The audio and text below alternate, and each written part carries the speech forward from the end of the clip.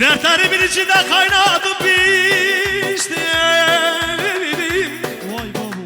Derdimi kimselere bildiremedi. Oturdum kaderle pazarlık ettim. Kadere derdimi bildiremedim.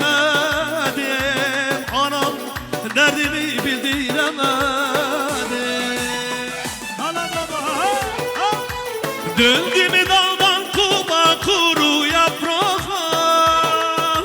Leyli biley seher yeli dağıdı beni, kır beni. Leyli biley Hayal kapı valla. götür tozlarımı buradan uzağa. Leyli biley Hay babu. yarın çıplak ayağına sar beni. Leyli biley Leyli